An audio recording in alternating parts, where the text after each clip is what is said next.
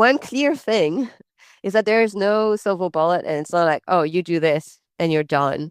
It's really the all of the above type of strategy that is needed. We kind of know all of the ingredients, and I think the ingredients haven't changed that much for many decades. But it's really about, okay, what is so specific to your business? What can you do? And they obviously interact with one another.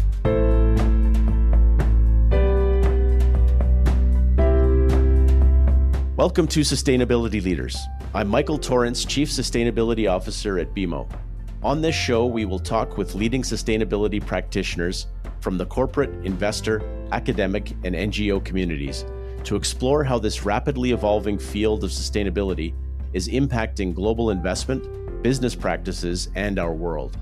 The views expressed here are those of the participants and not those of Bank of Montreal, its affiliates, or subsidiaries.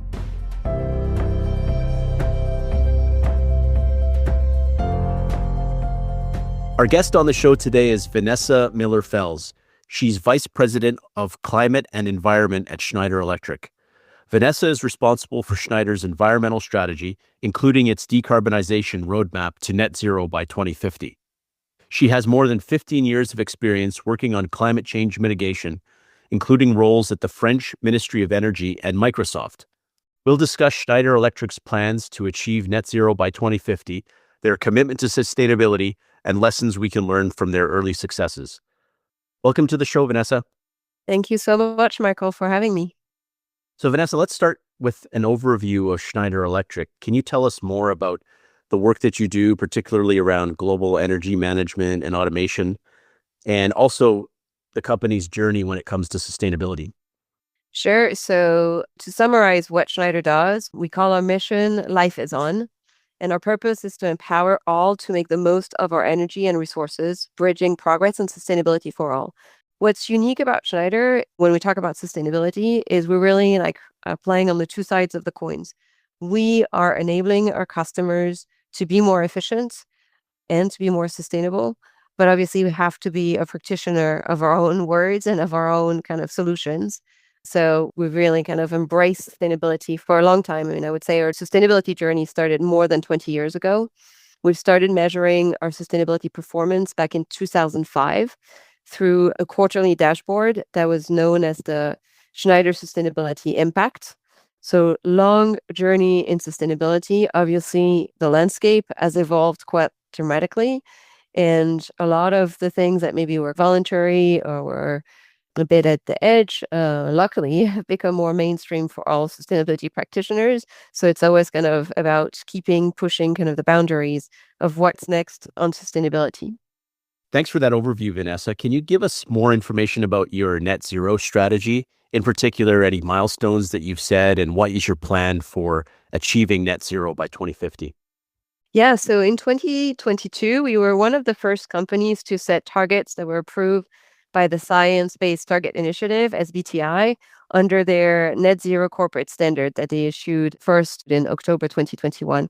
So I think we were, amidst the first 100 companies that have set net zero target. What does that mean? That means you have to set drastic reduction and consider removals for the residual emissions. And you have to have short-term, mid-term, and long-term targets. So we set 2030 targets, and those are covering all of our value chain. So first, scope 1 and 2, our operations. We've committed to reduce these emissions by 90% from a 2017 baseline. So again, drastic reduction is really the term here, and to remove any residual emissions on our operational scope. And then we also have scope 3 emissions reduction. So this is to cover a full value chain, both the upstream and the downstream. And I'll share a little bit what's so specific about Schneider. I mean, most companies globally, their scope 3 is the elephant in the room. It's usually 11 times bigger than our scope 1 and 2. But for us, it's more than 99% of our overall emission. So our scope 1 and 2, we're in the light manufacturing industry, is fairly small compared to our scope 3 emission. And that is also because we're in the electrical equipment business. So we have significant downstream emission that come from the use of the products we're selling to our customers. And so we have a target that covers all of our scope 3. And by 2030, it is a 25% absolute target. And I insist on the absolutes because it can be lost when we talk about carbon and numbers. It's very important from a scientific perspective that we think about drawing down the absolute number of emissions that are already in the atmosphere.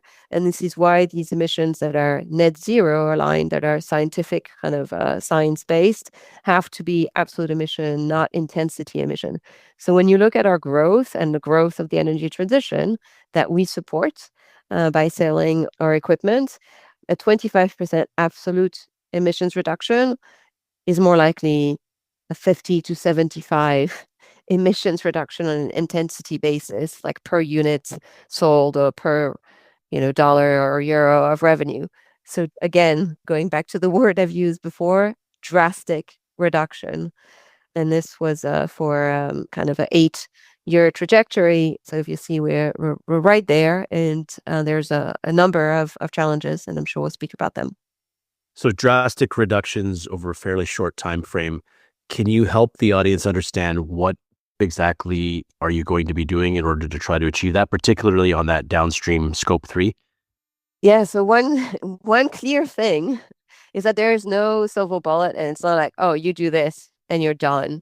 It's really the all of the above type of strategy that is needed.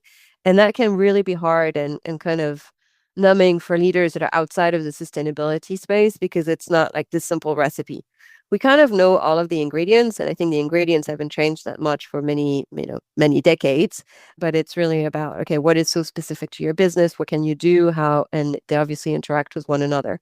At a high level, if you were to simplify and explain to someone who is not a sustainability specialist, I would say the 3 ingredients you need are you need to reduce emissions by behavior change, by efficiency. So it's more like you cut the absolute emissions that you're releasing in the air by driving efficiencies. And these can be driven by behavior change. If you think of, for example, business travel, you could decide, okay, we don't travel tomorrow.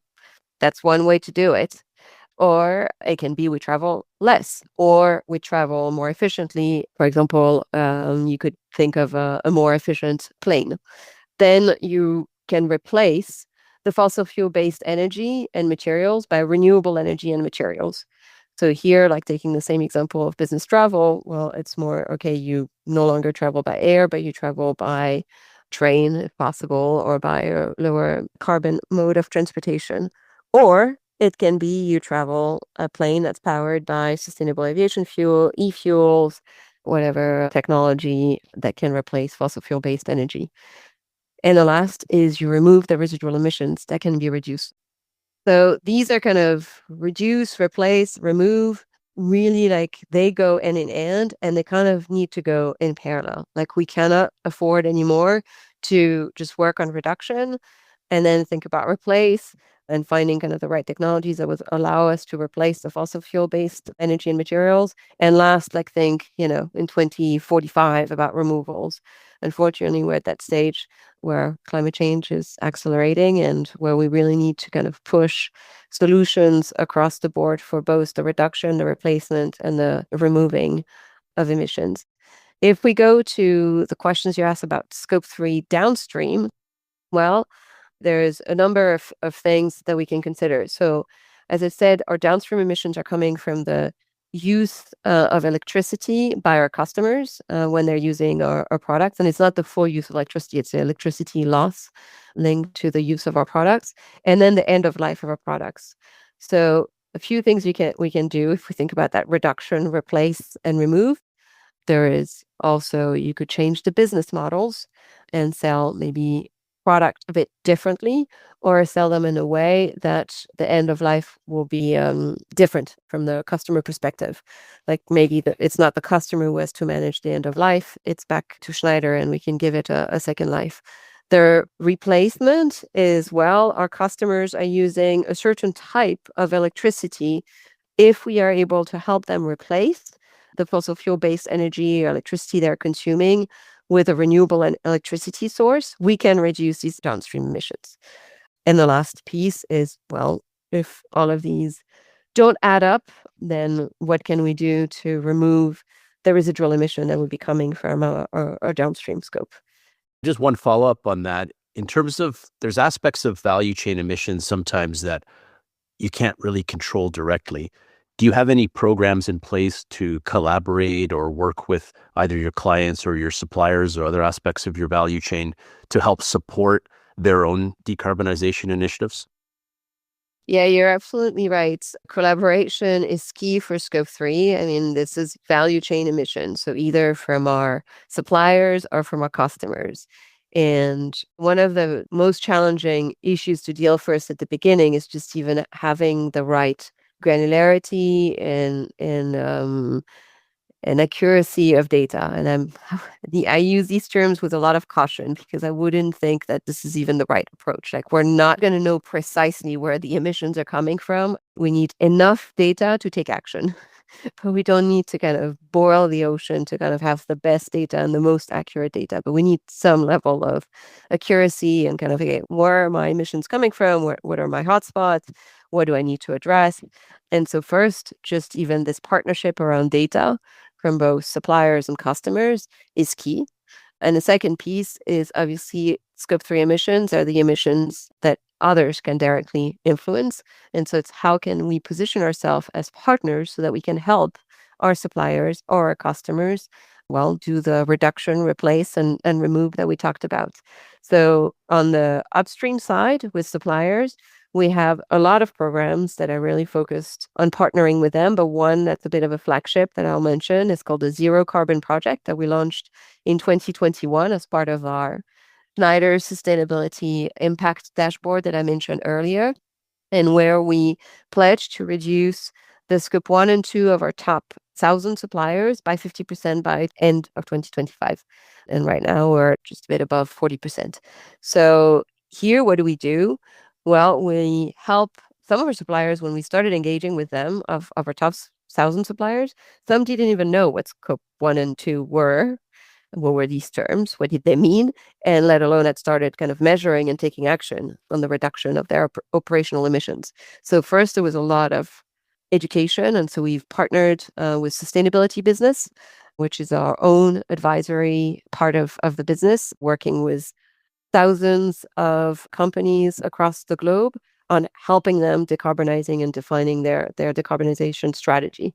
So we've leveraged their assets, their expertise, all of the trainings that they had developed and made them available to our suppliers, and then really worked with them in helping them measure their Scope 1 and 2, and then understand what were the strategy available for them to reduce their Scope 1 and 2, whether it was electrification, whether it was purchase of renewable energy, and what type of procurement for renewable energy was available to them, whether a PPA, a power purchase agreement would make sense, or whether green tariff would make sense. And we've really kind of worked with our suppliers to help them define that strategy over time. And I have, tons of examples of other efforts we're kind of pushing for collaboration. When we think about other avenues for collaboration, I mean, we need to procure lower carbon materials, lower carbon commodities. We procure a lot of raw materials, a lot of metals, steel, aluminum, copper, but we also procure a lot of electronics. And there it's about, well, finding the right supplier, finding the right partnership with these providers, with these suppliers of lower carbon materials. What can we do? How can we also help them bring online the facilities that will produce lower carbon materials? For example, if you think of a steel industry, then you to develop their recycling facilities or to move to electric arc furnace. What is the role of Schneider in helping these technologies come online? And these technologies require electrical equipment to come online. So we're really working a bit more on that now in that current phase of our strategy. How do you get buy-in from all the different stakeholders that you have? So you've already talked about suppliers and clients, and you've got these interesting programs where you can engage with them, but how do you get them to buy into your vision? And also your employees, you have over 150,000 employees globally, and their action is going to be pretty critical to implement what you're trying to achieve. Can you tell us about your approach to develop that buy-in and support? Yeah, so it started 20 years ago, so I would say it started from the top and from like maybe repetition and having had sustainability at the core of the business for so long, has really helped for sure continue to push the boundary and kind of, when the science-based targets were developed, kind of be able to sign up to these science-based targets. So that's the first piece, the leadership determination over many decades. But there is obviously things that can be done at a more practical kind of governance level. I mentioned we report our Schneider Sustainability Impacts, or SSI dashboard, on a quarterly basis to our investors.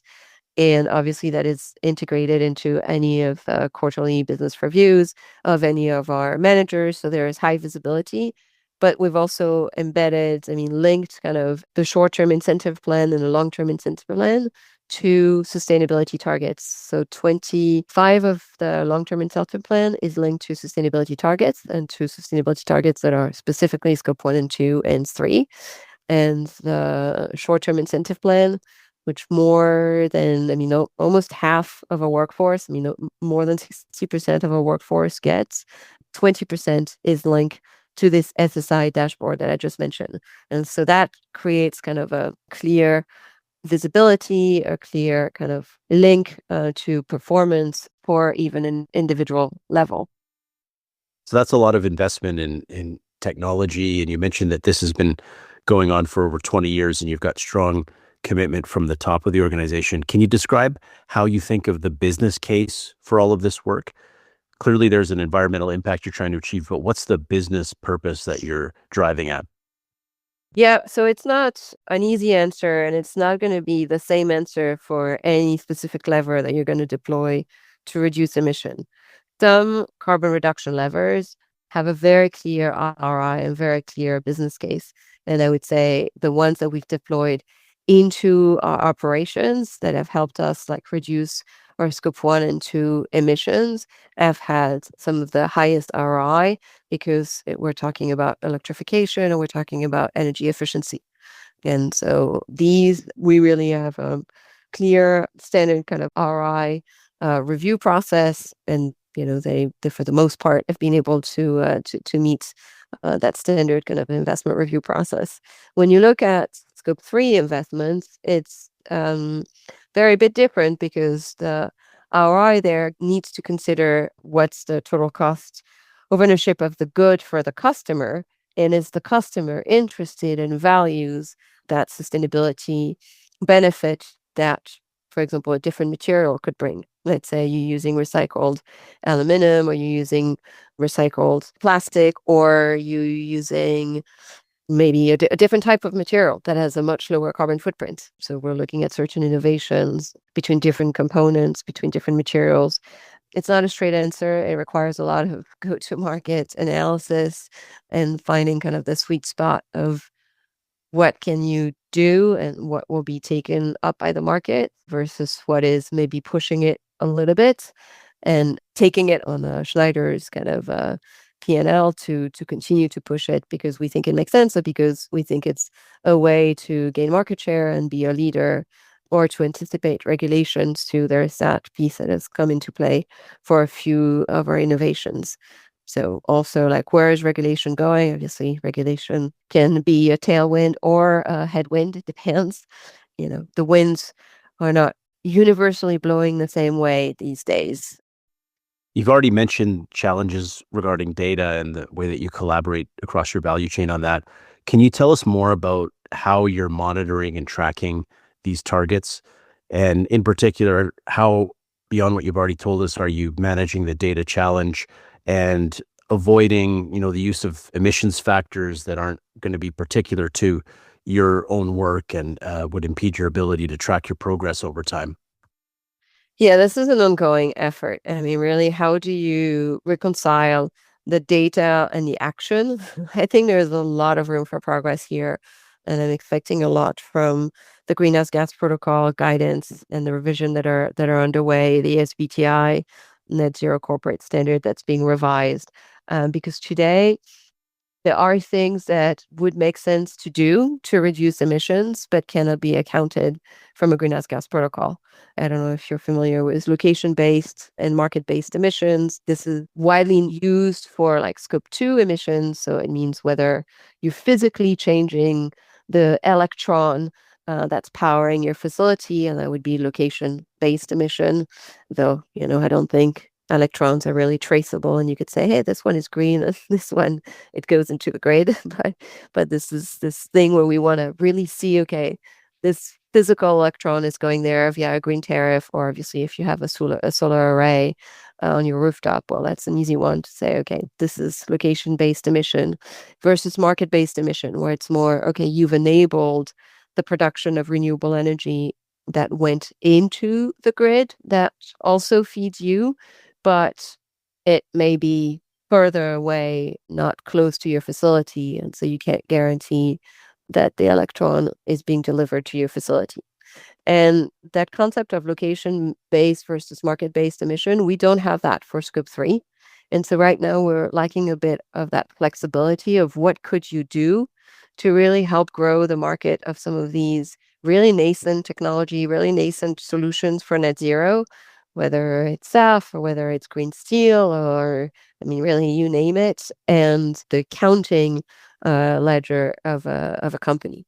So right now we're measuring our greenhouse gas emissions and we report them externally annually, but internally we have tools that we've set up to be able to track them on a quarterly basis and kind of a bit more dynamically, also like division by division, so that everybody, well, can really understand what's their role to play in this race to reduce.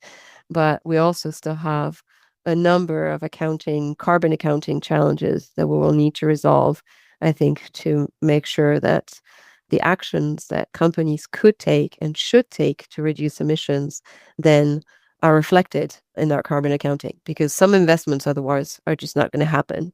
If you want to invest in, green steel, but you can't make sure that your Scope 3 will decrease, some companies will stop investing in green steel. On the policy side, one of the challenges for people in roles like ours is the uncertainty, and particularly around the international trade regime or policies related to decarbonization. How do you think about that kind of uncertainty, and how does it affect what you're trying to accomplish at Schneider? Yeah, I think a lot about this these days because it does feel that we're at a particular uncertain time. But I don't know. I think this is not the first headwind that sustainability professionals have faced.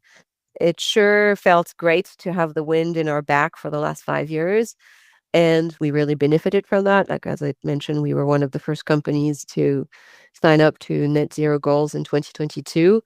But with tailwinds or headwinds, to stay the course, we have to make sure that sustainability prove its business value. And I think this is, it's good that we're being asked to do that more and more, because it's only then that anyway we'll be able to scale it and to make it prevalent everywhere. So I take it as the greatest opportunity we have to just talk in different terms, not just be, the sustainability seat in the boardroom, but more like, no, the solutions that are needed to be deployed to make our business more resilient, and it impacts everyone in the boardroom, the supply chain, the ops, everybody. Yeah, I agree that there's a real opportunity to really focus on the business case and to really focus on the value that sustainability brings. If you were to speak to somebody who maybe just got tapped by their CEO to start a sustainability program for a company, what advice would you give them? Pareto is key. Focus on the 20% and matter. There's so much any sustainability professional has to do. So much, and it goes, I mean, some of the things are phasing down a little bit, but I think most of the sustainability professionals a year ago, the only word they had in their mouth was CSRD compliance, reporting, maybe it's less in people's mouths now, but it was taking a lot of bandwidth of a lot of teams. And so I think it's like thinking, okay, well, we'll go through what matters, what's the most important, what my hotspot, what can I get done? Kind of ask yourself the hard question, because otherwise you can really be dispersed. That's the beauty of sustainability. You never get bored, but you also can get dispersed and diluted. So find your quick wins, and particularly if if your company is started, there should be some quick wins. There should be some quick wins in the reduction space, as I mentioned earlier, and in the replacement space, like energy efficiency and renewable energy purchase are some of the lowest hanging fruit for most companies that should pan out, that needs to be considered. I like that. Focus on what's important and look for the quick wins. I think that's a good way to get buy-in early and to really be able to focus people's minds on what this means and why you're doing what you're doing around sustainability. Yeah. So final question, Vanessa, what are some final thoughts that you'd like to leave for our audience? So I love good quotes, and I have a few mottos I repeat myself. And there's one who I think is quite beautiful by Ralph Waldo Emerson that says, "Do not go where the path may lead. Go instead where there is no path, and leave a trail." And when I think about net zero, I really think this is it. Like, there is no blueprint. No one has figured out how to get to net zero. We're all kind of trying and testing different things, and there's really no blueprint. But we're figuring it out. We're figuring out how to build this resilient economy that will keeps us on track with, well below 2 degrees, if we can say 1.5 degree anymore. So I think, yeah, leave a trail. Very good. Well, thank you so much for your time, Vanessa. Thank you, Michael. Thanks a lot.